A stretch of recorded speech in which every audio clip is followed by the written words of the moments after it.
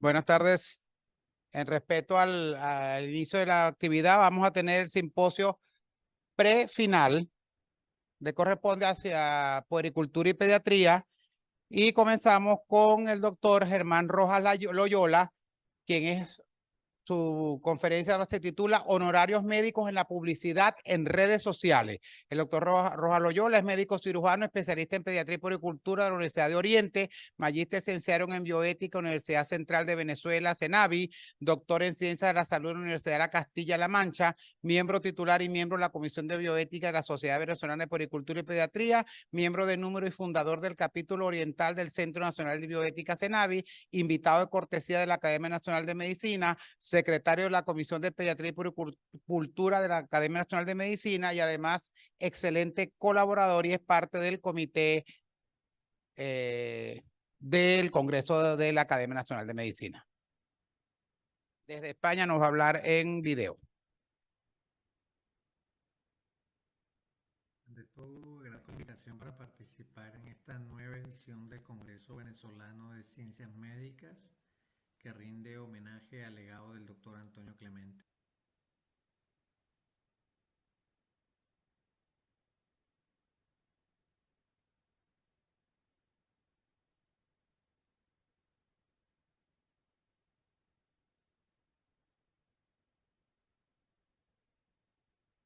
Ante todo, agradezco la invitación para participar en esta nueva edición del Congreso Venezolano de Ciencias Médicas que rinde homenaje al legado del doctor Antonio Clemente. Hoy hablaremos de honorarios médicos en la publicidad de las redes sociales. Vamos a empezar con los hechos que podamos identificar para este problema ético. Desde el año 2016, Tendencias Digitales y Data Analysis han realizado reportes mostrando la penetración y uso de Internet en el país. Para el año 2022, el reporte señaló que el Internet tiene una penetración del 73% de la población, aproximadamente 19 millones de habitantes, que el 53% de los usuarios de Internet se ubican en tres regiones: la capital, la Zuliana y Central, que el 68% se encuentra entre los 18 a 49 años de edad, el 26% entre los 7 a 17 años y 84% de los internautas pertenecen a los estratos sociales D y E. Sin embargo, la mayor penetración está en los estratos ABC. Igualmente que los medios digitales más utilizados por estos grupos poblacionales son WhatsApp, Facebook, YouTube, Instagram, Twitter, llamado así todavía para esa fecha, y también TikTok y LinkedIn. Este hecho expone que las características de un potencial público objetivo y los medios digitales para las estrategias de mercadeo de bienes y servicios. Según el doctor Araujo Cuauro, la labor publicitaria tiene por un lado una intención o un propósito informativo y por otro una intención instrumental de tipo comercial o económico. La publicidad tiene como principio y fin al ser humano y por tanto debe saber convencer, inducir o seducir de manera sensata, pero nunca debe pretender aviciarla. La magnitud sublime y técnica de la publicidad médica deben estar siempre sujetas al entorno legal y al ético-moral. La práctica del marketing médico sanitario es rechazada por algunos porque los servicios y productos se ofrecen en base a una demanda fundamentada en la emocionalidad de los pacientes y el uso del precio como elemento o el componente regularizador de la misma. Esto ha producido una gran cantidad de problemas éticos y se vive una época de transformaciones con nuevas realidades, con estrategias donde predominan valores y conceptos relacionados con un modo de vida concreto, con una forma de sentir, vivir y pensar. Se hace referencia a un marketing que va precedido del branding.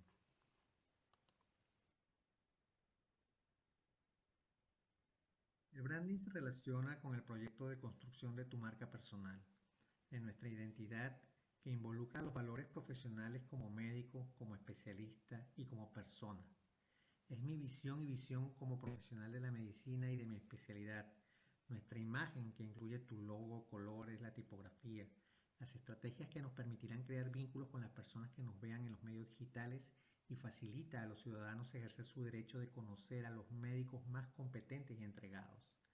Quienes se especializan en esta área se llaman brand manager. En el caso específico de la medicina hablamos del medical branding. En las redes sociales, muchos profesionales médicos están obteniendo una serie de competencias que los están diferenciando de sus colegas con miles y algunos con millones de seguidores. Comparten su conocimiento a través de un blog, usan videos para acercarse a su audiencia, ya sea a través de YouTube o un podcast. Se manejan en las redes sociales como una plataforma para disparar su visibilidad, ya sea por Instagram, por Twitter, TikTok o Facebook, y trabajan en el networking, su red de contactos, generando conexiones valiosas con otros profesionales, ya sea online a través de canales YouTube o live en Instagram o Facebook, o offline con conferencias en jornadas o congresos. Todo esto es planificado y construido desde el branding. Por otro lado, tenemos el marketing, que se encarga de estudiar y crear las estrategias que hemos definido en el branding para que tu marca personal se posicione de tal manera que los bienes y servicios que ofreces puedan satisfacer necesidades ya identificadas en un sector de la población, con la finalidad de incrementar las ventas de esos bienes o servicios. En el marketing médico, la finalidad sería atraer pacientes. Este es el campo de dominio de los mercadólogos o marqueteros, que académicamente son licenciados o técnicos. Aquí en líneas generales nosotros hablaremos de las 4P, aunque quienes trabajan en el marketing actualmente hablan de las 7 u 8P, pero me voy a referir a las 4P tradicionales. Para que el marketing se lleve a cabo, se tiene que trabajar con el producto, que es el servicio que ofreces, teniendo en cuenta que en la consulta privada lo que ofrecemos son actos médicos. También con el precio, que se refiere a la cantidad de dinero que los pacientes están dispuestos a pagar por el producto, expresado en nuestros honorarios médicos. Cuando se habla de plaza, nos permite saber la segmentación donde debemos ofrecer los servicios para obtener el mayor resultado. Aquí se ubica la ubicación física de la consulta o la clínica, el horario de apertura, el tipo de instalación, los servicios de telemedicina, sitios web y algunas aplicaciones que puedan dar de servicio a los pacientes. Y la promoción, que es la comunicación con los posibles pacientes sobre el producto o servicio ofrecido, y aquí pues se incluye la publicidad. Por otro lado, debemos reconocer la verdadera naturaleza de nuestro acto médico. El acto médico es la expresión de la relación médico-paciente, la relación clínica. Le da valor, le da dignidad al médico que lo realiza y al paciente que lo recibe. Es una actividad moral porque sus fines son curar, aliviar y prevenir. Y también porque se da de mutuo consenso, porque nos crea un deber de responsabilidad y porque en el acto médico se objetivizan los valores positivos. Es una actividad legal porque está ajustada a normas legales. Según el doctor Vera Carrasco, el acto médico se refiere a lo que realiza el profesional de la medicina en el desempeño de su profesión frente al paciente, que es la ética médica individual, y a la sociedad, que incluye la ética médica social. Entonces el acto médico no puede ser tratado como cualquier objeto o servicio que se quiera vender. También se trabaja el precio, que son nuestros honorarios en servicios que deben ser calculados. La ley del ejercicio de la medicina, el artículo 36, expresa que en el ejercicio de la profesión da derecho al médico o médica a percibir honorarios por los actos médicos que realice. El Código de Ontología Médica señala que toda persona que ejerza la profesión médica tiene derecho a percibir una remuneración justamente llamada honorario, por llevar implícita la demostración de la honra que el médico merece, no enteramente satisfecha por la retribución de carácter material. En la ley del ejercicio de la medicina, el artículo 37 dice que estos honorarios deben estar inspirados en el principio de justiprecio, teniendo en cuenta la importancia y tipo de las prestaciones, la situación económica del enfermo o enferma, de lo que está dispuesto o puede pagar, la experiencia profesional y otras circunstancias relacionadas con el acto médico. En la ley del ejercicio de la medicina, todo el capítulo 5 trata de los honorarios médicos. En el Código de Ontología Médica, en el capítulo 4, trata de los honorarios profesionales. En su artículo 153 también menciona que deben ser justos y adecuados al servicio prestado, a la experiencia del médico, a la complejidad del proceso clínico, a la situación económica del enfermo y a otras circunstancias relacionadas con el acto médico. Esto pues crea mucha discusión y crea problemas de competencia desleal y engañosa. No vamos a deliberar sobre esto el día de hoy, pero mencionaré que la estrategia de precios constituye también un área de estudio dentro del marketing. Hay investigaciones que señalan que en Latinoamérica las estrategias se perfilan dentro de la teoría del precio de referencia, que está relacionado más con la imagen y la calidad. En un reciente evento de formación de marketing para clínicas y profesionales sanitarios aquí en España, se mostraron en líneas generales algunas de las principales estrategias que un profesional del mercadeo nos puede ofrecer para lograr el posicionamiento y presencia online, la cual se debe planificar y construir de forma personalizada, teniendo en cuenta las circunstancias y el presupuesto. Es así como existe un abanico de posibilidades, algunas gratuitas y otras que requieren inversión económica. En todo caso, todas requieren inversión de tiempo y dedicación desde la planificación inicial, desde el branding y su puesta en práctica. Desde el diseño de una página web que puede ser sencilla, que es solo informativa o completa, donde los pacientes pueden interactuar y que se sugiere esté adaptada a los móviles, ya que se señala que progresivamente estos van a ir desbancando los ordenadores en el uso de Internet. Estrategias publicitarias llamadas SEM de marketing digital, a través de la cual se buscaría promocionar la marca personal y sitios web, mejorando su visibilidad en las páginas de los resultados de los motores de búsqueda. A diferencia del posicionamiento SEO, donde se ganan posiciones de manera natural, las campañas SEM implican anuncios de pago. Estrategias de contenido en tu web, con un blog activo o en redes sociales. Actualmente se menciona que hasta un 75% de los usuarios de Internet consultan opiniones de otros para tomar decisiones con respecto a un servicio o un producto. Aquí pues depende de la estrategia. El contenido se puede personalizar de acuerdo a nuestra especialidad, al área geográfica, al tipo de dispositivo, a los intereses de nuestros pacientes, etc. Estrategias de comunicación proactiva con nuestros pacientes, con chatbot que usan la inteligencia artificial, estrategias de email, recordatorios de cumpleaños, citas, solicitud de opiniones o calificación de los servicios, etc. Existen múltiples herramientas que automatizan la gestión de varias herramientas, valga la redundancia, con el fin de ahorrar tiempo y no hacerlo una a una.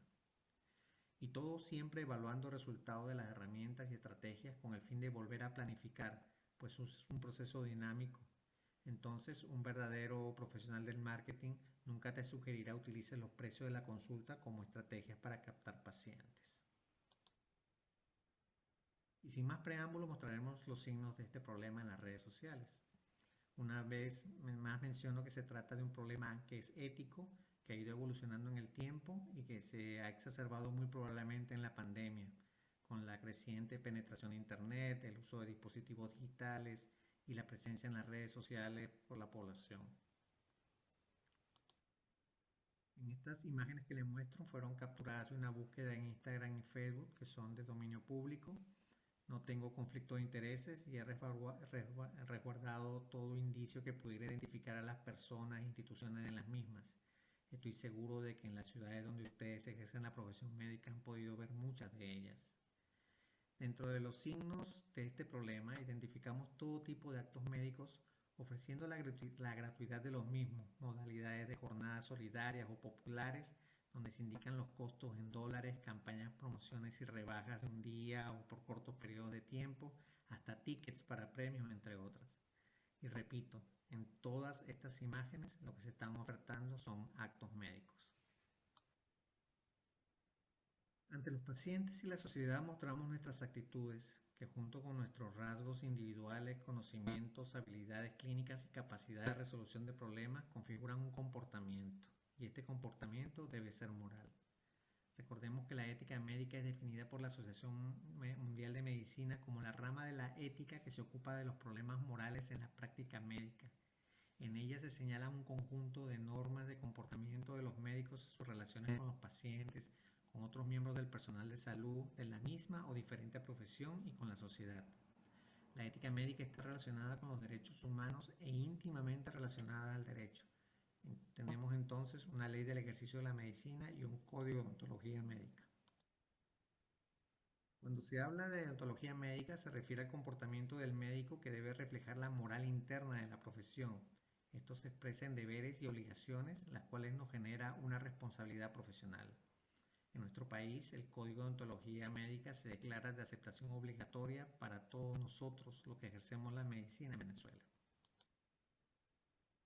Entonces, la ley del ejercicio de la medicina lo señala muy bien cuando menciona que los colegios médicos deben velar por el cumplimiento de las normas y principios de la ética profesional para que los médicos se guarden entre sí el debido respeto y observen una buena conducta en todos los espacios de su actuación, contribuyendo a mantener la dignidad de la profesión médica.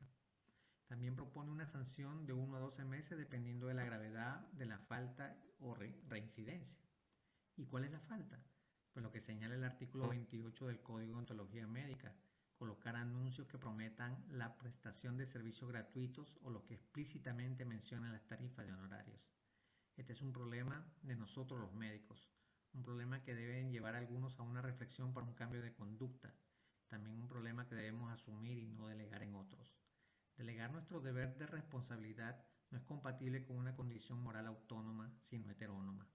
El Código de Ontología Médica señala que no se afecta el principio de confraternidad cuando rechazamos y se puede generar de diversas actividades prudentes y razonadas para mostrar ese rechazo o denunciamos en nuestros colegios médicos estas conductas que muchas veces se convierten en publicidad engañosa para el paciente y desprestigia a nuestra profesión. Una condición moral autónoma implica asumir e internalizar estas normas externas, que son las leyes o las normas de ontología, como valores en sí, y que se produzca en nosotros un deber que es la responsabilidad de hacer un acto de valor. Realizar valores al máximo posible, que es lo que se trata realmente la ética. Mi intención entonces es que veamos en nosotros, por lo menos a lo que se refiere a este problema concreto, si se da esta reflexión para la búsqueda de salidas óptimas en las regiones donde ustedes desempeñan su ejercicio profesional. Y para finalizar, como dijo el doctor Herranz, la cultura de hoy está dominada por la publicidad y ciertamente la medicina no es ajena a ello. Los médicos han de ganarse la vida con su trabajo y se comprende que algunos se sientan inclinados a usar el reclamo publicitario para darse a conocer y así ampliar su clientela. En medicina, la publicidad debe tener ciertos rasgos específicos. El ejercicio de la medicina no es una actividad comercial de la que se pretenda obtener el máximo lucro. El médico no vende sus recetas o sus certificados, no ofrece a precios diferentes servicios médicos de diferente calidad, no lanza campañas de promoción mediante atractivas rebajas de honorarios ni sortea regalos entre sus pacientes. Su trabajo profesional es un servicio que ha de ser ofrecido a todos honestamente y sin engaño. La publicidad en medicina ha de guiarse por criterios y emplear medios muy distintos a los que se usa en la publicidad comercial. Muchísimas gracias por su atención.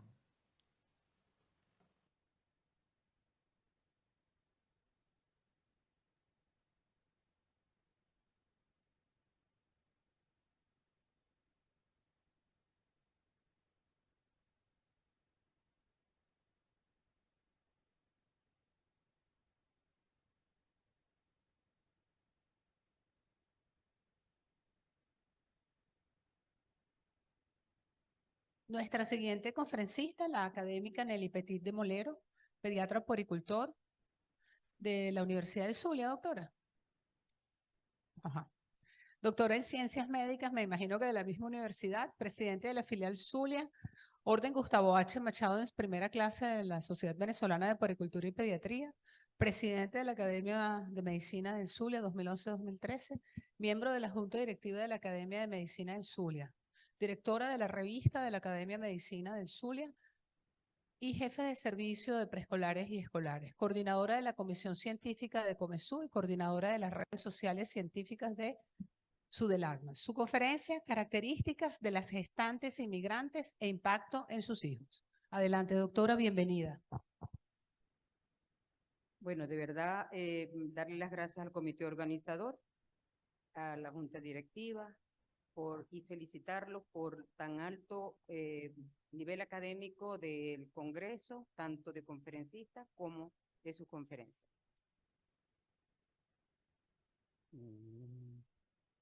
¿Dónde le doy? Ajá, listo. Se puede.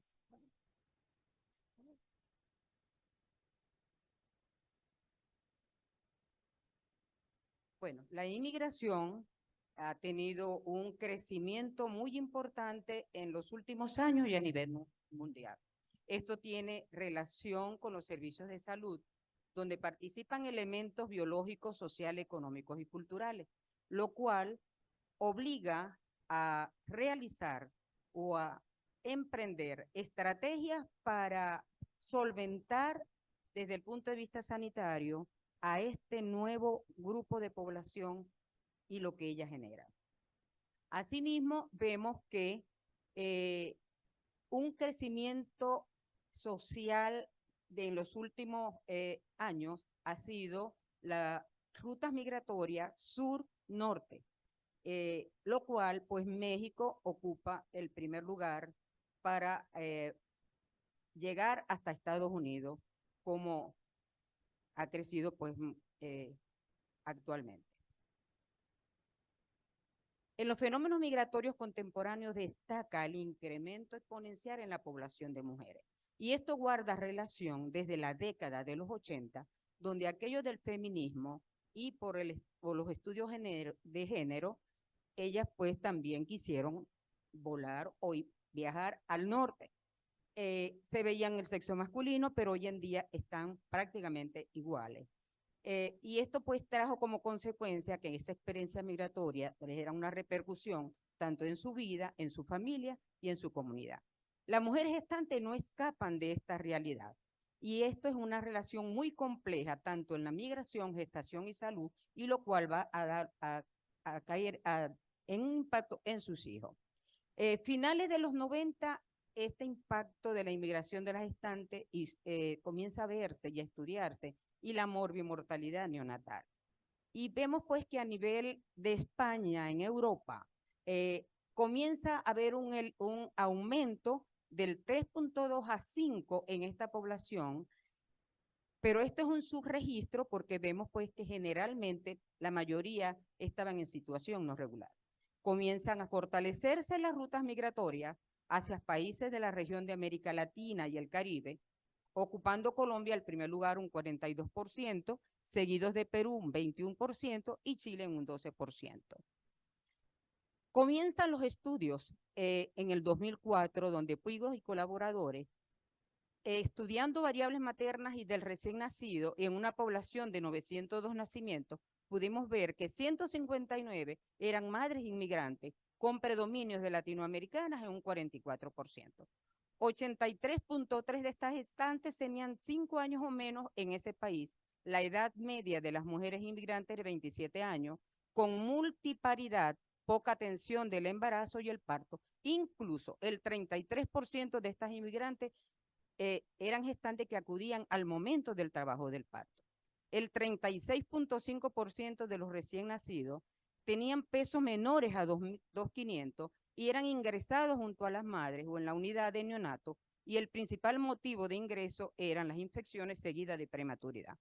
Comienzan a aparecer enfermedades que no eran propias a nivel europeo, y así vemos que se comienza a publicar el primer caso de riesgo del síndrome rubiola congénita en hijos de inmigrantes y publicado en el Lancet en el 2002. También el Mediclaim publica paludismo importado como enfermedad emergente. Y es que los sistemas sanitarios europeos estaban poco habituados a enfrentarse al diagnóstico, tratamiento y control evolutivo de estas enfermedades, por lo que la Sociedad Española de Infectología y Microbiología Clínica, así como la Sociedad Española de Ginecobstetricia, comienzan a elaborar o a realizar cribados serológicos prenatal para diferentes tipos de enfermedades como rubiola, sífilis, virus de la hepatitis B, VIH, varicela zoster, citomegalovirus y parvovirus. Y con ciertas diferencias pues para toxoplasmosis. Y es que estas gestantes tenían sus enfermedades propias de los países de origen, lo cual al llegar a otro lado, pues esto se iba a convertir en una afectación en el curso del embarazo y originar patología fetal. Y ahí tenemos una serie de enfermedades que comenzaron a verse en el territorio europeo, desde la anemia hasta mutilaciones genitales, que recordemos que se practican en una población de Colombia. Este es otro estudio realizado en migrantes hondureñas en Estados Unidos, donde fue desde el 2001 al 2013 y publicado en el 2016, que concluyó ese estudio, que las mujeres migrantes viajan en busca de mejores oportunidades laborales, eran poblaciones jóvenes, entre 25 y 29 años de edad, con bajo nivel educativo, poco o nulo manejo del idioma inglés, sin un estatus migratorio legal, con gran porcentaje de jefas del hogar. Allí ya comenzamos a ver que estas mamás comenzaban a dejar a sus hijos pues en manos de otras personas. A nivel, se pudo evidenciar también que había prematuridad, bajo peso al nacer y otras complicaciones neonatales. El trabajo se concentró en labores de servicio de baja calificación y entre otras características era este riesgo que para ella significaba para su salud asociado a un periodo de ajuste y de estrés. Con problemas de comunicación, los cuales se suman a los culturales y bajo nivel socioeconómico, y comienzan a aparecer las prácticas transnacionales. Ser madre a distancia. Tengo una abuelita que tiene 4 nietos. ¿Y cómo compensan aquella falta? A través de WhatsApp, videollamadas, regalitos, te envío un celu, porque así es como ellos dicen, un celu o un iPad. Pero falta este amor, falta ese contacto con su mamá. Otra característica es que las refugiadas migrantes pueden ser estigmatizadas, culpadas. Por un lado, porque hay la competencia en el mercado laboral y por el otro, por el limitado acceso a servicios públicos. En el campo migratorio, Colombia se ha convertido actualmente en el principal receptor de inmigrantes venezolanos. Y allí tenemos que desde el 2015 al 2019, Migración Colombia reportó una estimación de 1.771.237 inmigrantes venezolanas, de las cuales más de la mitad correspondía a mujeres en edad reproductiva. Y por un convenio histórico, las mamás o las gestantes venezolanas van a Colombia a tener sus partos. Y aquí se reporta en el 2019 más de 3.000 partos atendidos, lo cual cuadriplicó el 2018. Este es el primer estudio realizado en 520 gestantes venezolanas, inmigrantes irregulares, desde agosto del 2018 a mayo del 2019, donde las ciudades receptoras fue Barranquilla y Riohacha. A través de un cuestionario pudieron tener el resultado de que el principal problema de estas gestantes correspondió a una gran inseguridad alimentaria, enfermedades como anemia, síntomas depresivos, violencia de pareja y ausencia de control prenatal. Y esto va a ser en todos los estudios que se han realizado. Los datos de ACNUR para enero del 2023 dice que la mayoría de los venezolanos que llegan a países vecinos son familias con hijos, mujeres embarazadas, personas mayores y personas con discapacidad. O sea, las personas que necesitan protección y servicio específico, como mujeres embarazadas y la niñez separada o no acompañada. Con frecuencia, esta es otra característica, se ven obligadas a tomar rutas, entre comillas, regulares o sin peligro, y se van a conseguir con peligro. Se van a topar con traficantes, tratantes, grupos armados irregulares. Y cuando llegan al país donde quieren llegar, pues llegan sin ningún medio económico, sin documentación, ameritando protección, llegando al albergue, teniendo la necesidad de alimentos y medicamentos. O sea, no hay garantía de acceso a sus derechos fundamentales. Por otro lado, vemos que las gestantes en contextos migratorios, en ellas se va a potencializar la violencia de pareja. Se incrementa la disolución de los vínculos de pareja. Cada día estamos viendo familias más monoparentales, con violencia intrafamiliar, con sustracción de sus hijos, comienza la pugna de los progenitores por la custodia de ese niño y los va a hacer más vulnerables a abuso, a que se cometa cualquier tipo de riesgo, peligro y grave violación de los derechos humanos. Y esto tiene base jurídica. ¿Por qué? Le están quitando la libertad a ese infante, al derecho a ser criado por ambos progenitores, sin verse perjudicado en caso de discrepancia o separación de la pareja. Está perdiendo la identidad y el derecho de las madres a la convivencia con sus hijos.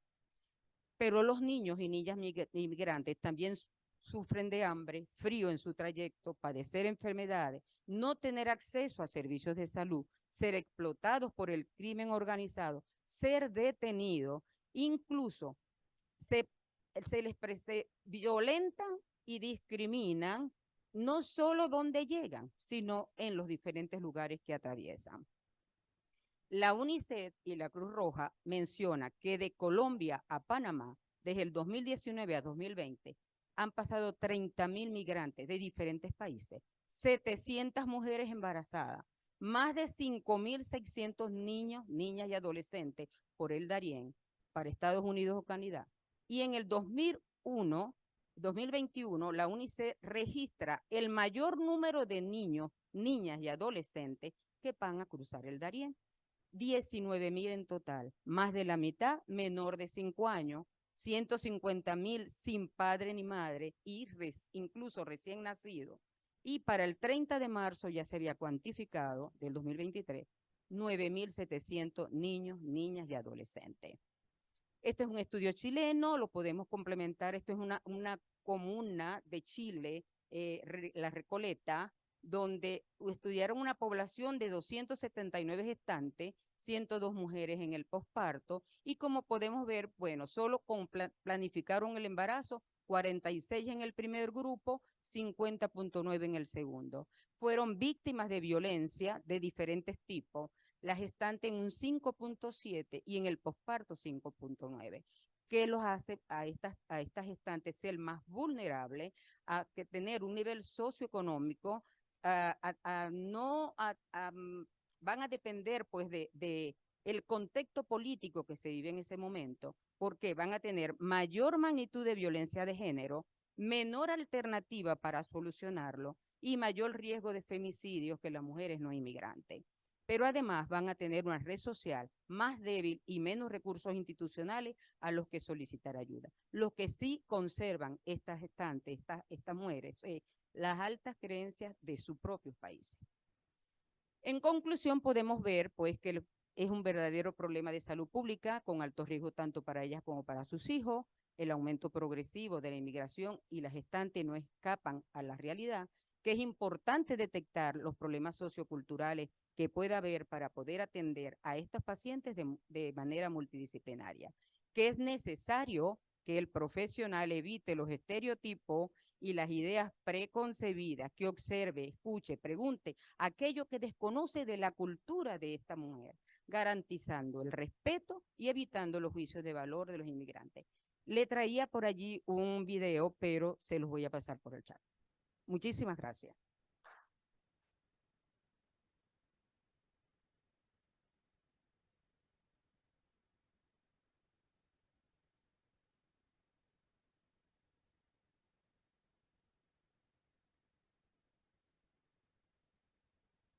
Nuestra siguiente conferencista, la doctora María Inés Van Cappenhout. Ella es médico cirujano egresada de la Universidad Central de Venezuela, pediatra poricultora egresada del Hospital Domingo Luciani, especialista en infectología pediátrica del Hospital JM de Los Ríos, exsecretaria de la Junta Directiva de la Sociedad Venezolana de Poricultura y Pediatría, miembro del Comité Editorial de Archivos Venezolanos de Poricultura y Pediatría, pediatra infectólogo de la Clínica El Ávila. Adelante, doctora, bienvenida.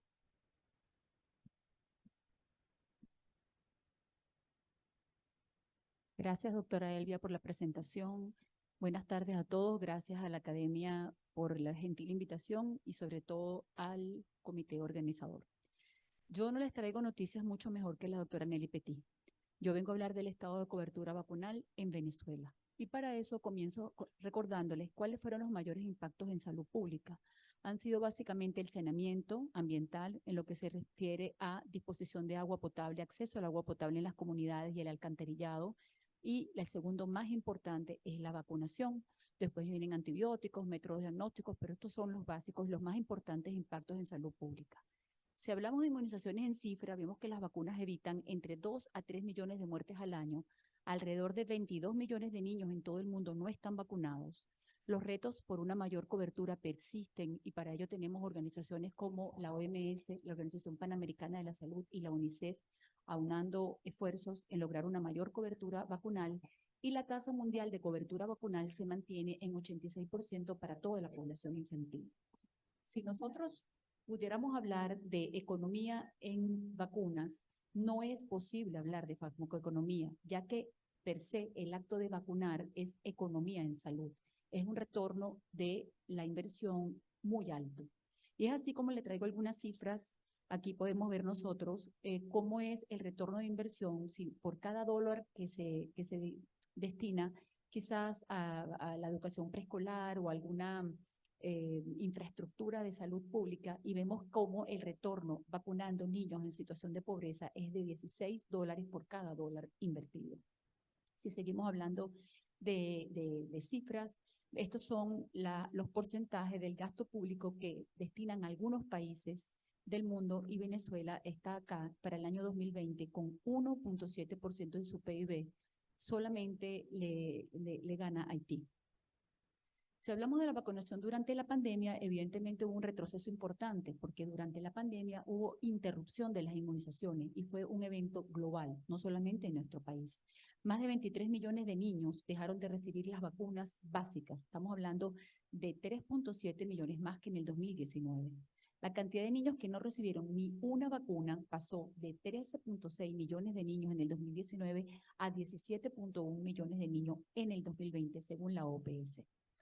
Este es el informe del país de Venezuela para el PAI en el año 2019.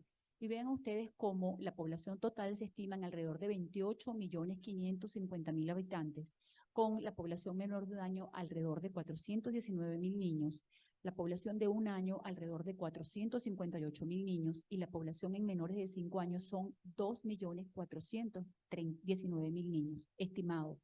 Y para este año, para el 2016, por se reporta en el 2019, Venezuela invertía escasamente el 0.6% del PIB. En países desarrollados siempre se invierte más del 6%. Entonces, la cobertura vacunal en Venezuela, según los datos de la Organización Mundial de la Salud y de la UNICEF, publicados en julio de 2021, muestran que ninguna de las inmunizaciones en Venezuela alcanza el 95% de cobertura, que es el porcentaje que la OMS considera necesario y recomienda para proteger la población y reducir la aparición de brotes. Si seguimos hablando de cuáles son las causas y los riesgos de la baja cobertura, vemos que las fallas de vacunación usualmente son invisibles para la población. La población general en su diario vivir no está pendiente si se están cumpliendo las vacunaciones o no, pero esto se vuelve relevante cuando aparece un brote o cuando la enfermedad se propaga. Es decir, la prevención es silenciosa. Normalmente no es noticia la cantidad de personas que se vacunan diariamente, pero la alarma se enciende cuando aparecen casos de enfermedades y se convierten en brotes o en epidemias. Aquí les traigo un panorama bastante complicado donde vemos que el 80% de los casos de tuberculosis y VIH reportados en América en el año 2019 están básicamente reportados por 7 países y Venezuela es uno de los países que contribuye con estas cifras. En el año 2016, después de 25 años sin casos de difteria, Venezuela reporta un brote epidémico. Fue el caso índice en la región de las Américas. Entre el año 2016 y 2020 se registraron 1.790 casos de difteria y 294 muertes en Venezuela, inadmisible contando con una vacuna que previene la difteria. Entre 2017 y 2019 se registraron 7.054 casos y 84 muertes por sarampión en Venezuela. A mediados del 2020, la OPS declara la región libre de sarampión. La OPS estimó en 2015 que las vacunas evitaron entre 800 muertes y 125.000 hospitalizaciones por rotavirus en países de América que tienen incorporado dentro de su esquema de inmunizaciones la vacuna del rotavirus. Nosotros estamos cumpliendo 5 años sin contar con vacuna de rotavirus. En el 2015, el 19% de las muertes infantiles en el mundo fueron por neumonía. Nosotros no colocamos vacuna de neumococo. La OPS reporta 7 casos de fiebre amarilla en Venezuela. No tenemos coberturas adecuadas. Y para terminar, 46 países y territorios tienen incluido dentro de sus esquemas de inmunizaciones la vacuna del VPH.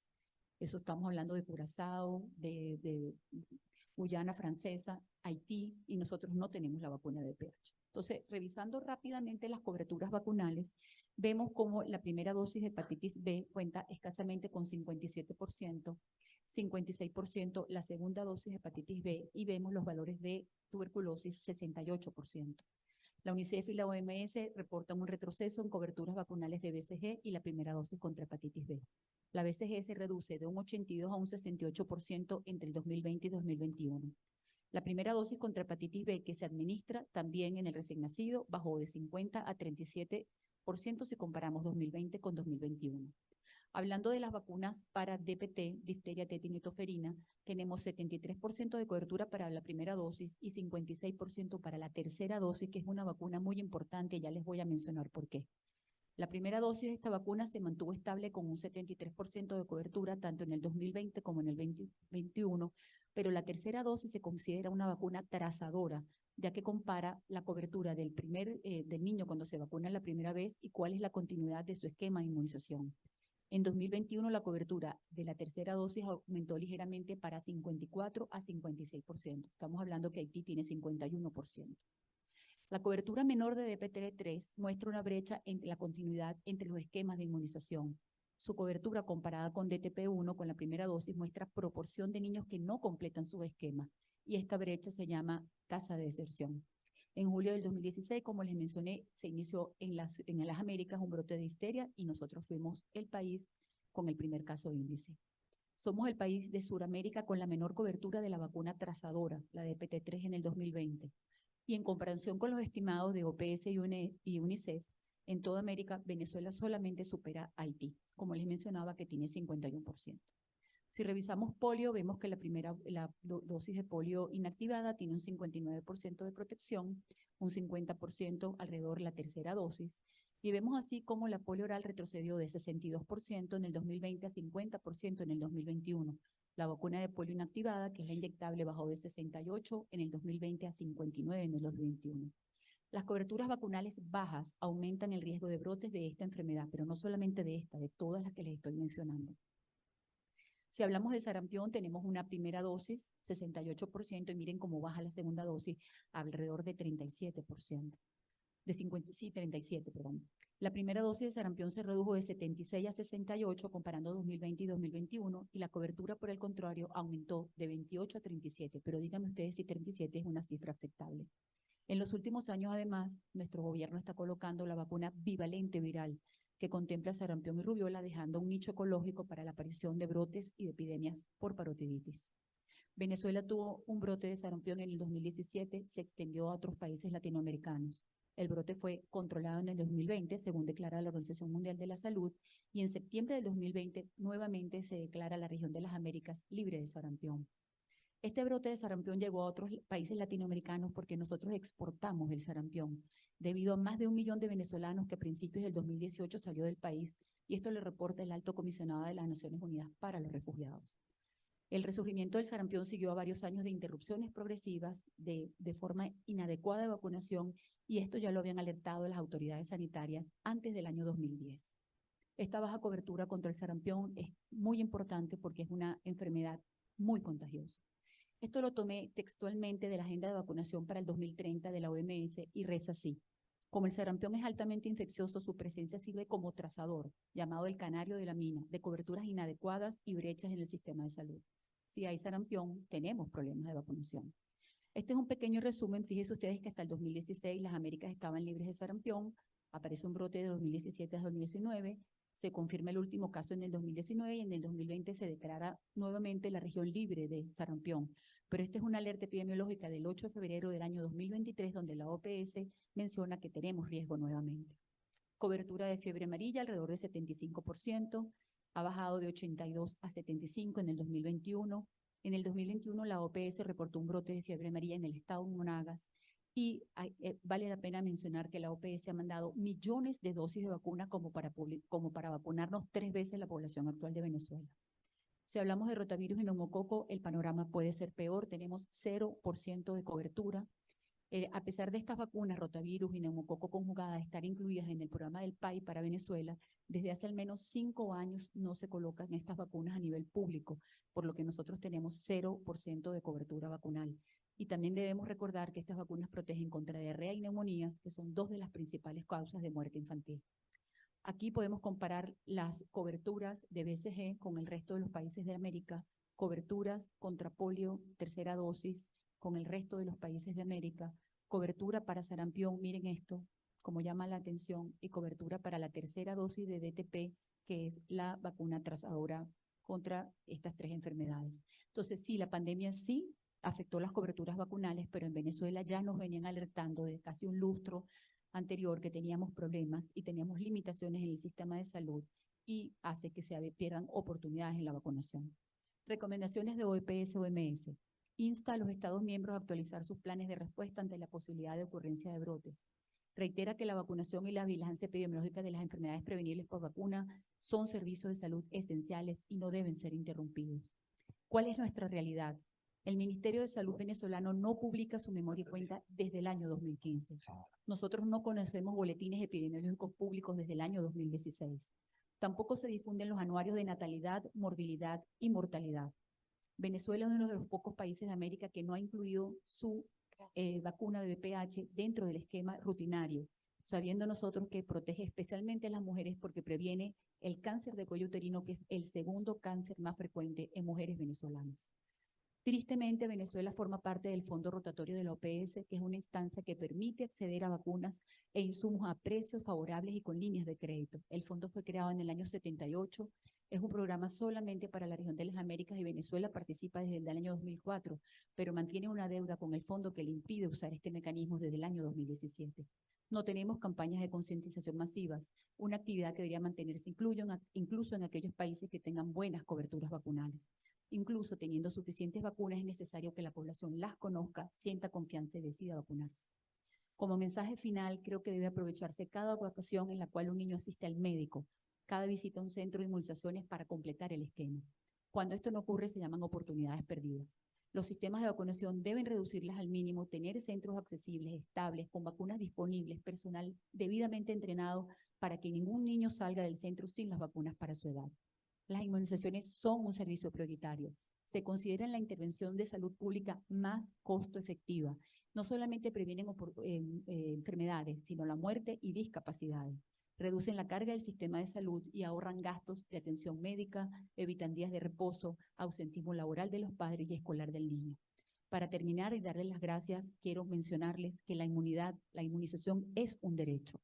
La inmunización es tanto un impulsor de la equidad como un indicador clave de la equidad en salud, ya que los niños no reciben la inmunización probablemente sufren privaciones. Palabras de la UNICEF.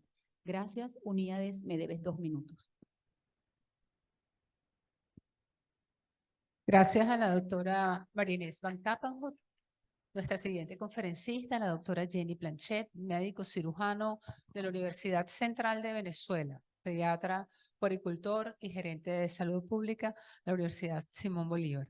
Neumonólogo infantil, especialista en microbiota, profesora de la Facultad de Medicina de la Escuela Luis Racetti, jefe de departamento de pediatría del Hospital Universitario de Caracas, Universidad Central de Venezuela, director del posgrado de pediatría y puericultura del Hospital Universitario, jefe de cátedra de pediatría Escuela Luis Racetti. Me taparon la chuleta. Disculpe. Gracias. Miembro titular de la Sociedad Venezolana de Puericultura y Pediatría, presidente del capítulo de Neumonología Pediátrica, miembro activo de ALAP, Departamento de Tabaquismo y Pediatría, Sobetórax, Solanapet y es miembro asociado de SBAE. Autora del libro Impacto de los cigarrillos electrónicos en la edad pediátrica y adolescente. Bienvenida, doctora. Buenas tardes. Muchísimas gracias.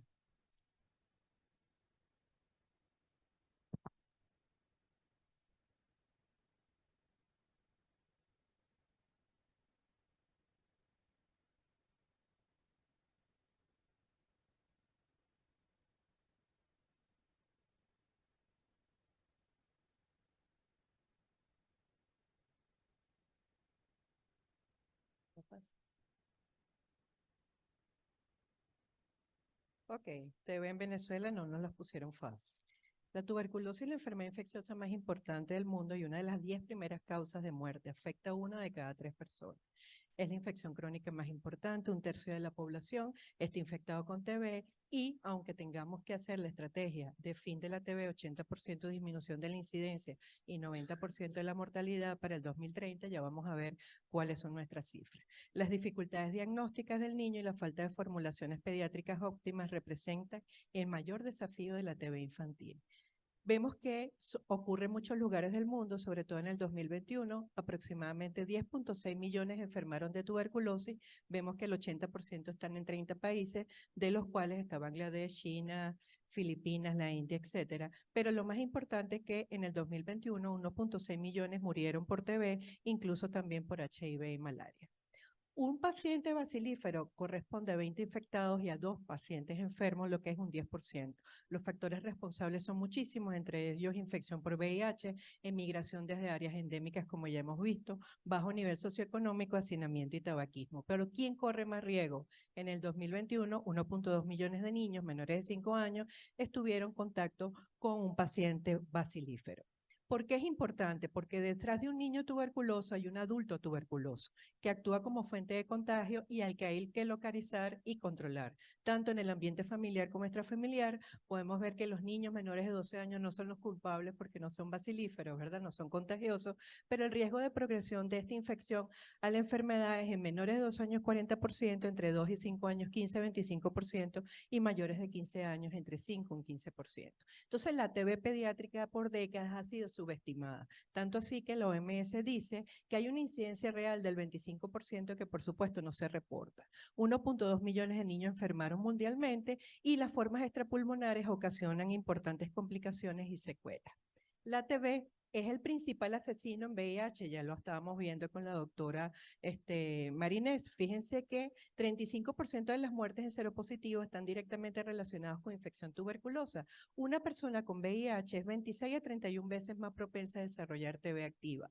De 10.4 millones de casos de TB en el 2021, se calcula que 2.2 millones fueron por desnutrición, 0.9 millones por tabaquismo, por VIH y alcohol, respectivamente 0.8 millones, y por diabetes 0.4 millones. En el mundo, cada día, 4.400 personas pierden la vida por TB y enferman 30.000 personas, y ya estamos nosotros con esa gran incidencia. Entonces, en el 2021 hubo 10.6 millones de casos nuevos, de los cuales hay 500.000 casos de TB resistentes, 78% de multiresistentes, y vemos que en los casos de TB para todos los grupos etarios en el 2021, los hombres ocupaban 6 millones aproximadamente, las mujeres 3.4 millones y los niños menos de 15 años 1.2 millones, lo que corresponde al 11% de todo lo que está reportado. Fíjense que en el informe ONU, 131 millones de personas en América Latina y el Caribe no pueden acceder a una dieta saludable. Sabemos que la desnutrición es la causa de inmunodeficiencia infantil más frecuente en el mundo. La desnutrición prolongada expone al organismo a una invasión fácil de enfermedades infectocontagiosas. A su vez, la infección por el bacilo de tuberculosis conduce a una grave desnutrición y se hace un círculo vicioso.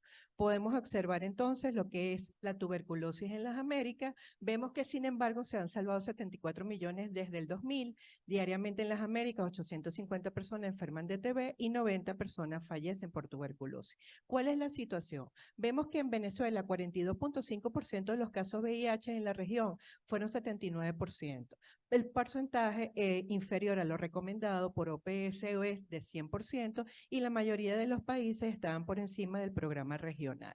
A pesar de estos efectos de la pandemia, se logró mantener la recopilación de información sobre los grupos vulnerables de TB en las Américas, y la población menor de 15 años tiene 3.8% del total del porcentaje de toda la región.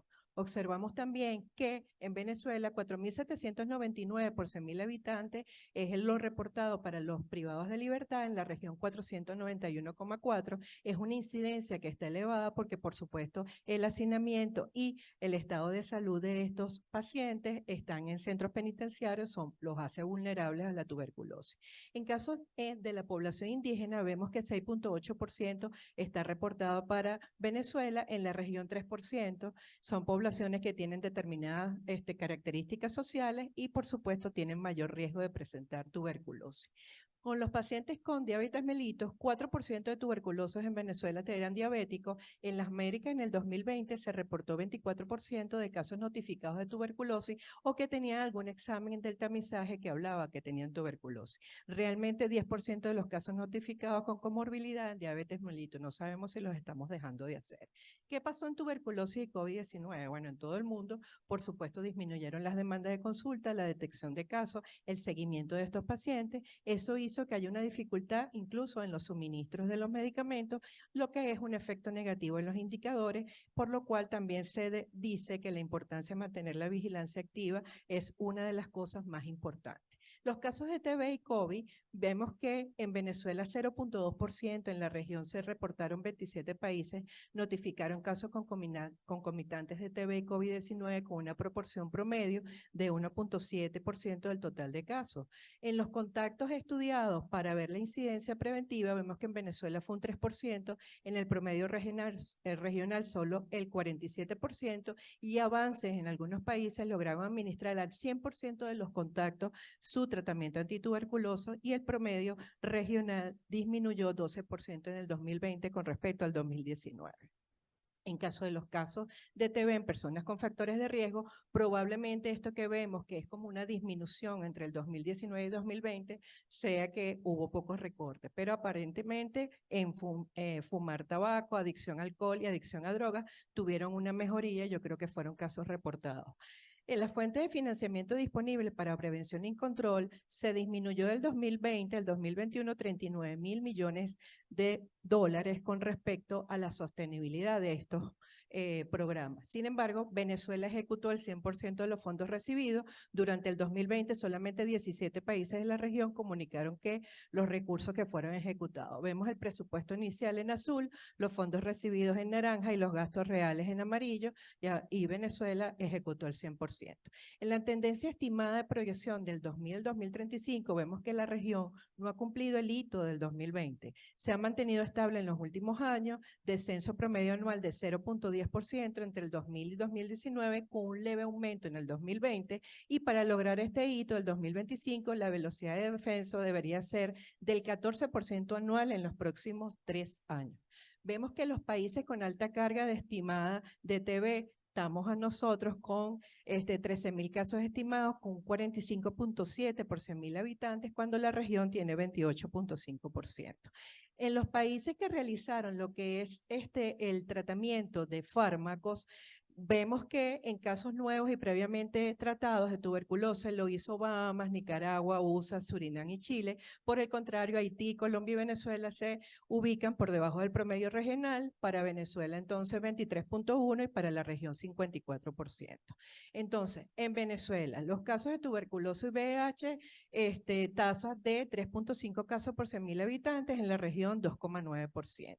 En los multidrogos resistentes, Venezuela incorpora un medicamento que es la bedequilina en el año 2020, a diferencia de otros países que ya lo estaban usando y que siguen reportando que lo usan todavía.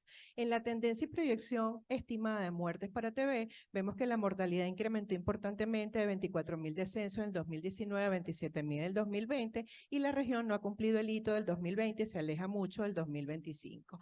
En cuanto a la incidencia notificada de mortalidad, observamos que hay una disminución aparente en el 2018, pero ya vamos a observar que se recibió notificación del 37.65% en las unidades del boletín epidemiológico, que eso ni siquiera llega al 40%, pero la tuberculosis estaba de esta forma. Si vemos la razón endémica que resulta de la relación acumulada de semanas del 2022 entre la mediana de semanas acumuladas en el periodo 2018-2020, y estos datos de referencia nos hablan que 0.75 y 1.5 es lo que se consideran cifras esperadas, podemos ver que tuvimos una razón endémica de 1.33.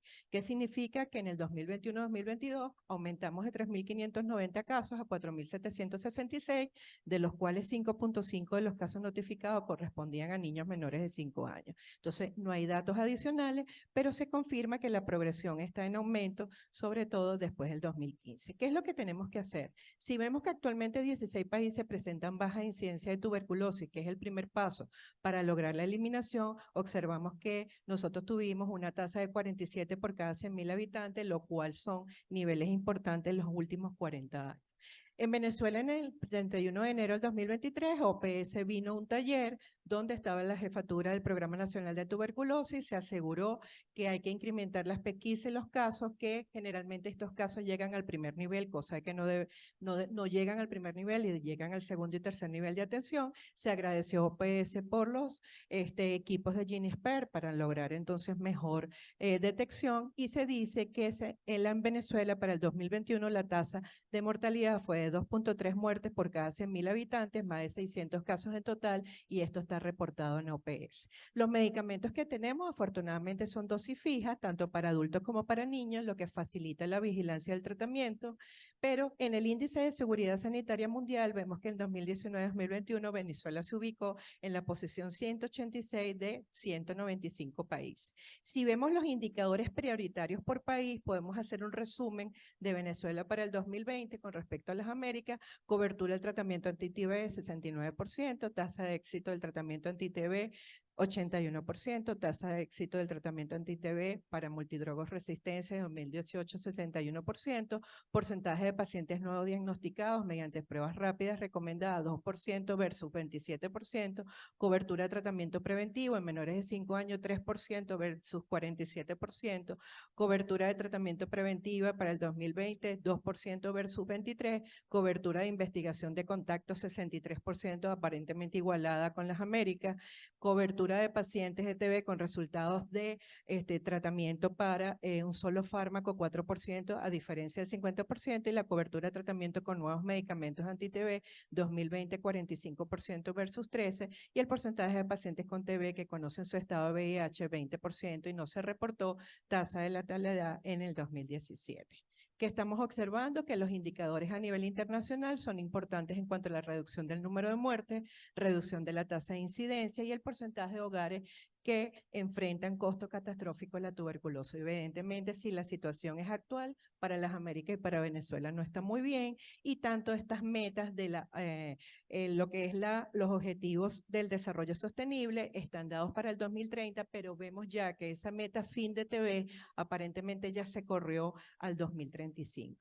Entonces, evidentemente, como conclusión, la TB en el niño es consecuencia de la TB bacilífero del adulto, por lo cual debe ser estudiado como un caso índice, porque detrás de ese niño hay diferentes adultos contagiados. El tratamiento profiláctico de TB tiene que estar en expansión, sobre todo para los dos casos más de riesgo, que son infectados por HIV y menores de 5 años. La Academia Americana de Pediatría recomienda evaluar al niño con factores de riesgo de tuberculosis en la primera consulta cada 6 meses, en el primer año y luego anual, y vigilar lugar de nacimiento y todos los datos epidemiológicos de ese paciente. Atender y alertar en el diagnóstico de tuberculosis en niños con factor de riesgo de malnutrición y síntomas sugestivos de enfermedad independientemente de la edad. Y en nuestro país pareciera una enfermedad silenciosa, pero es un problema constante e importante, y según los expertos, en este 2023, una de las tasas más altas de tuberculosis en los últimos 40 años. Peligra el logro de las metas de la estrategia fin de la TB. La situación, por supuesto, se agravó por los efectos de la pandemia COVID-19, pero si vemos esas coberturas vacunales, no es raro pensar en que estemos en esta situación, por lo que es necesario acelerar la reducción de las muertes y los casos de tuberculosis, y todos en conjunto deberíamos tratar entonces de estar en esta estrategia de TB aproximadamente, ya no será para el 2030, probablemente para el 2035. Y bueno, muchísimas gracias por su atención. Nuestro último conferencista de este bloque de pediatría, el doctor Josely Torres, con su conferencia Impacto de la microbiota en las enfermedades alérgicas. El doctor Torres es médico cirujano egresado de la Universidad del Zulia, pediatra poricultor egresado del Hospital Elías Toro, UCB, inmunólogo alergólogo Hospital Militar, doctor Carlos Arbelo, jefe de servicio de pediatría Hospital Vargas de Caracas, jefe de servicio de inmunología y alergia Hospital Vargas de Caracas, actual secretario ejecutivo de la Sociedad Venezolana de Poricultura y Pediatría, secretario de la Comisión Científica del SBAI, miembro latinoamericano de la Sociedad Latinoamericana y Sociedad Europea de Inmunodeficiencias Primarias. Adelante, doctor. Bienvenido. Buenas tardes. ¿Aló? Muchísimas gracias por la invitación. Un honor de verdad estar aquí en este importante congreso de la Academia Nacional de Medicina, en honor al doctor Antonio Clemente, y muchísimas gracias por la presentación.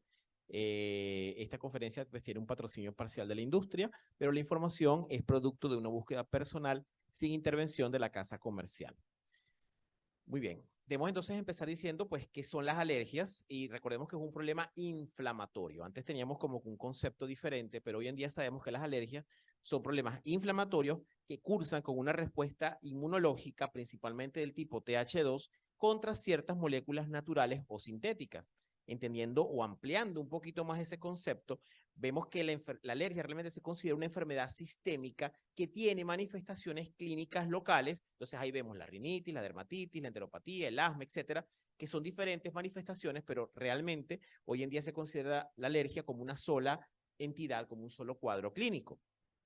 De igual forma, pues siempre se ha hablado de los factores genéticos y los factores ambientales que son producto de esa inflamación, pero hoy en día lo llevamos un poco más allá. Entonces tenemos otros elementos en los que entran los factores genéticos, por supuesto, la epigenética, que son los factores ambientales incidiendo en la expresión genética, factores ambientales como la contaminación, etcétera, y por supuesto la microecología, que incluye no solamente la microbiota intestinal y de otras mucosas, sino también los metabolitos asociados a esa microbiota. Entonces es un campo un poquito más amplio y son los que van a desencadenar entonces las alergias en general. Del punto de vista epidemiológico, sabemos que son súper frecuentes. Este es un estudio latinoamericano y fíjense cómo la incidencia es bastante alta. Este es un estudio más propio, más nacional, en el que vemos cómo pues la incidencia de rinitis seguido del asma son las más frecuentes en nuestro país y se mantiene igual. Entonces, ¿será que las alergias están aumentando? ¿Hay una epidemia de las alergias? Hoy en día se sabe que estos cambios de vida, estos estilos de vida occidentalizados han hecho que haya un aumento de los casos. Pero ¿por qué? ¿En qué se relacionan esos casos? Pues básicamente están relacionados con la contaminación ambiental, cambios climáticos, disminución de la biodiversidad, cambios en la dieta, en el patrón de infecciones, en los estilos de vida y alteraciones de la microbiota. Hay síntomas que están relacionados no solamente con la parte respiratoria, sino también con la parte psicológica, como los que vemos en pantalla. Este fue el estudio latinoamericano que les mostré, y este es un estudio un poco más reciente realizado en el Hospital Vargas, en el que agarramos pacientes con rinitis y les hicimos a los padres encuestas sobre cuáles eran los síntomas que presentaban, en este caso disminución de la concentración, y fíjense cómo era un problema grave, leve o moderado para la mitad de los pacientes, y de igual forma el hecho de que el niño se sintiera frustrado o inquieto o irritable es un problema grave para muchos de estos pacientes. Entonces, frente a una respuesta a un alergeno, lo que queremos que haya es un estado tolerogénico en el que haya una presencia de linfocitos o de respuesta reguladora con producción de IgG4, y lo que tenemos en un paciente alérgico es un estado no tolerogénico, hay una respuesta tipo TH2 con una sensibilización alérgica y presencia de IgE. Entonces, pero lamentablemente esto no se queda ahí, no es solamente la polarización hacia TH2, sino que esto va aumentando de manera progresiva y nos va a llevar a una inflamación persistente que ya comentamos, y lamentablemente va a derivar en una angiogénesis o fibrosis que nos va a llevar al famoso y temido remodeling tisular, porque ya cuando hay remodeling, pues lamentablemente ya no podemos hacer mucho en ese tejido. Ahora, del punto de vista fisiopatológico, no los voy a aburrir con todo este tipo de celulitas, que ustedes saben que a los inmunólogos nos encanta, pero sí vamos a decir que no solamente es la presencia de alergenos, ¿ok? Fíjense, si vemos en la parte superior, el exposoma, que es todo lo que comentamos anteriormente, virus, bacterias, alergenos, contaminantes, toxinas, todos ellos pueden entrar en contacto con esas células dendríticas, produciendo entonces una respuesta inmunológica, que en este caso de los pacientes alérgicos la respuesta pues es TH2. Y si vemos en la lámina también, vamos a ver que no es solo una respuesta de tipo TH2, sino que hay otros elementos involucrados celulares, como por ejemplo las ILC2, que están hoy en día, son células intraepiteliales de tipo 2, o sea, que dan una respuesta tipo TH2, que son linfocitos intracelulares, dentro del tejido intramucosos, y que son los que van a estimular la respuesta de los linfocitos B a producir IgE específica para estos antígenos. Entonces vamos a lo que nos interesa en este caso, que es la microbiota. Sabemos que la microbiota, en este caso la respiratoria les estoy mostrando aquí, va a cambiar, va a variar dependiendo del ambiente en que se desarrolle. Fíjense cómo diferentes elementos van a favorecer la presencia de ciertos elementos en contraste con otras zonas en las que tienen quizás menos oxígeno, más un pH diferente, etcétera. Ahora, ¿cómo interactúa? Fíjense que hay una entrada de esos elementos ambientales que van a ser recibidos por las células dendríticas o unas células mononucleares que están en la mucosa, y que lo lógico sería que a través de la microbiota filtren esos elementos, y entonces las células dendríticas den una respuesta más bien de tipo reguladora al presentar a los linfocitos T. Sin embargo, y eso por supuesto va a disminuir la inflamación y va a disminuir todo lo que es la colonización. Sin embargo, cuando hay alteración de estos elementos, lamentablemente no se va a dar esta interacción que es la ideal, sino que vamos a tener una inflamación persistente porque muchos de estos elementos van a verse bloqueados. De hecho, hay factores que influencian la microbiota, como por ejemplo el tipo de nacimiento, todos lo conocemos, el tipo de alimentación, la presencia o no de hermanos, la presencia del daycare, o sea, aquella presencia de escuela, etcétera, etcétera, el hecho de la temporada en la que estemos durante el año, la genética, por supuesto, las vacunas, las infecciones, el uso indiscriminado de antibióticos, y los pediatras tenemos que hacer mea culpa, los fumadores, y eso que es lo que va a llevar entonces a un imbalance de ciertos elementos, es decir, predominan unos elementos de la microbiota sobre otros por todos estos elementos, lo que nos lleva entonces a ese desbalance que nos va a llevar entonces a una susceptibilidad aumentada para la inflamación. La lactancia materna juega un papel fundamental porque puede, pues definitivamente romper esa microbiota, va a alterarla si no está bien alimentado el niño al pecho, va a cambiarse. Lo lógico sería cuando está un niño alimentado al pecho es que haya resiliencia, entonces después de un cambio inflamatorio, pues esa microbiota vuelva a lo normal, pero en un paciente que tiene disbiosis, pues esto no se va a dar. Fíjense cómo los antibióticos, aquí les muestro algunos ejemplos de cómo pueden alterar la microbiota disminuyendo la riqueza taxonómica, diversidad, regularidad de la comunidad, etcétera, etcétera, diferentes antibióticos que usamos de manera regular. Y a nivel respiratorio, fíjense cómo también ella va a regular no solamente la inflamación, sino que al disminuir la respuesta reguladora, va a ser esa inflamación persistente y que lamentablemente a la larga, y hay estudios que demuestran esto, puede haber una transformación hacia la malignidad. Esta lámina se las muestro, es un estudio que hicimos hace unos años en la que vimos los niveles de FeNO, o sea, de fracción excretada de óxido nítrico, que mide inflamación a nivel de en pacientes asmáticos y rinitis. Y fíjense que lo lógico sería esperar que los pacientes que son asmáticos y riníticos tuvieran más inflamación, pero no, tienen el mismo proceso inflamatorio ambos grupos de estudio. Entonces eso nos habla de la famosa vía aérea única. Hablando de esto, entonces, la vía aérea única tiene una interacción importante con el tema de la microbiota, porque ya sabemos con estos métodos que tenemos de secuenciación genómica, ven las comunidades específicas de las diferentes áreas del tracto respiratorio, como les mostré en una lámina anterior, demostrando también una marcada similitud entre los tractos superior e inferior, añadiendo datos entonces que corroboran la existencia de esta vía aérea unificada.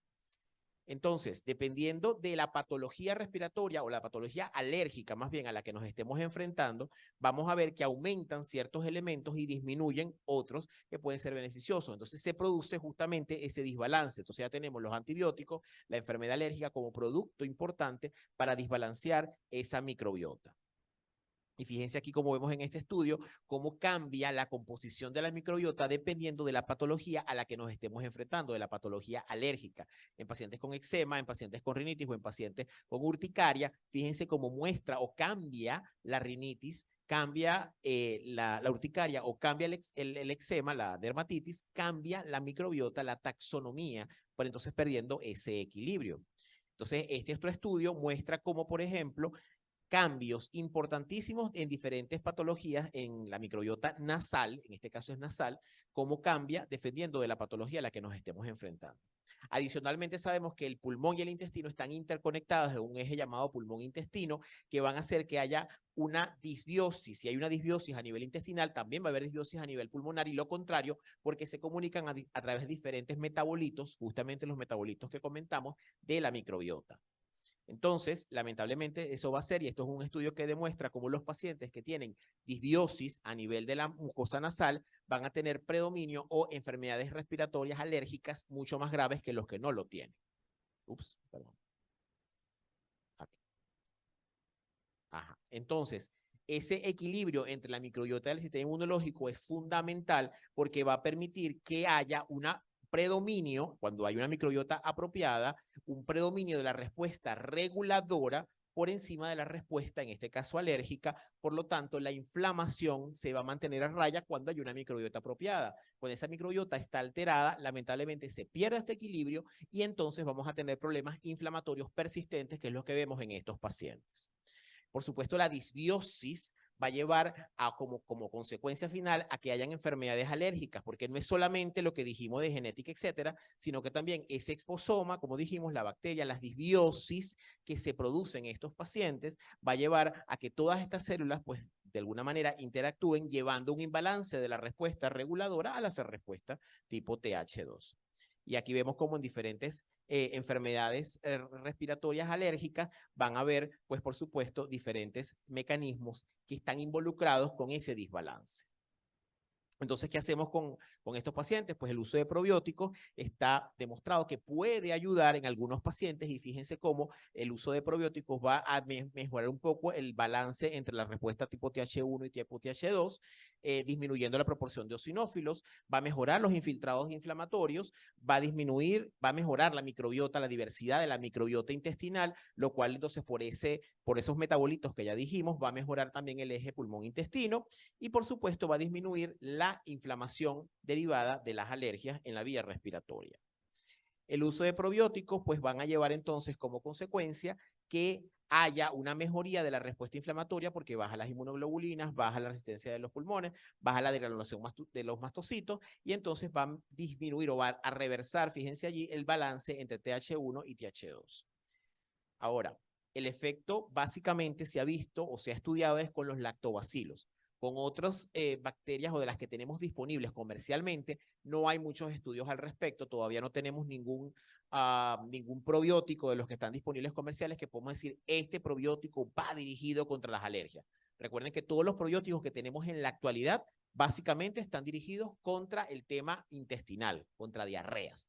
Pero se ha visto que los pacientes que toman lactobacillus pareciera que tienen una mejoría en cuanto a ese imbalance de respuesta tipo TH1 y TH2 en los pacientes respiratorios alérgicos. Entonces, aparentemente este es el que tiene mejor efecto.